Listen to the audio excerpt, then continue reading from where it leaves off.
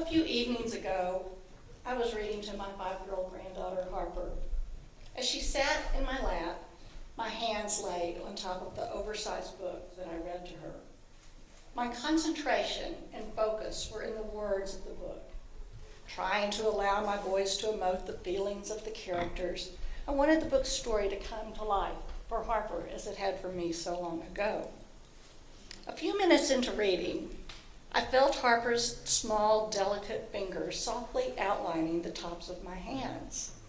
No longer was she as interested in what I was reading as she was in studying my hands, her grandmother's hands. Harper's fragile little fingers traced my thin skin. The veins that I suddenly noticed caught the attention of her tiny fingertips. The wrinkles and age spots that must have appeared overnight were circled by her sweet touch. She was gentle, curious, memorizing these hands that were so different from her own, these hands that were so different from her younger mother's hands. She said nothing. I kept reading, but in that moment, in that scenario, I was poignantly and vividly swept back to my own childhood. I loved my grandmother dearly. If she were still alive today, Minnie Mama would be around 145 years old. But I always thought of her as old.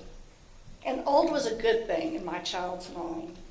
Minnie Mama was a woman of meager means who had nor needed much. She grew up a country girl in the piney woods of East Texas in the late 1800s. Minnie was well acquainted with hardship, sorrow, and loss. Her own mother died when Minnie was 8 years old. Her husband died of tuberculosis at age 42, and only 10 short years later, my grandmother lost her eldest daughter to the same disease that had taken her husband's life. Minnie had a tough life. As a young woman, she was forced to manage a failing farm and provide for her 2 surviving younger daughters. Life finally proved too difficult on the farm, and the family moved to Houston, where a living could be made. Minnie never drove a car, she never painted her nails, and she never wore a bra. A full slip under her dress was ample for Minnie. She was a quiet woman. She was a soft-spoken and kind woman of strong faith, yet she had her opinions, and she would speak her mind when the time proved right, and we would listen. As a small child, I would spend a week at a time during the summer months with Minnie Mama in her small, unassuming home. Oh, how I loved it there. She had no air conditioning, and open windows framed in crisp, white, crisscross organza curtains, coupled with big box fans, blew warm, humid Houston air through her little home. Living right by the railroad tracks, the sound of slow-moving trains with their long whistles would sing us nighttime lullabies. Mrs. Baird's Bread operated a large factory only a few blocks from her home, and that distinct aroma of baking bread drifting through her open windows still wraps my senses like a child's favorite warm security blanket. I loved sitting in my grandmother's lap, snuggled beside her in her oversized rocker. She would sing hymns and read to me, and we would quietly talk to one another. I have a strong picture in my mind of holding her hands in mine as we sat so still. I remember her hands, her thin, fragile skin, almost translucent. I remember thinking how different, how special they were from anyone else's hands. The tips of her fingers were soft and pillowy, and when I pressed their tips, they stayed indented for just a moment too long. She wore 2 small diamond rings that hung loose on her slim finger, and she had a habit of twirling them unconsciously between her delicate thumb and her ring finger.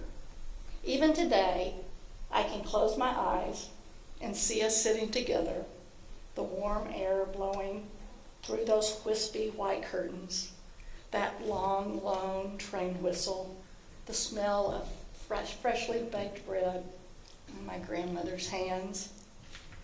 When I think back and picture myself as that small little girl sitting in my beloved grandmother's lap, her voice has fallen silent in my mind, and her face has become dim over the years.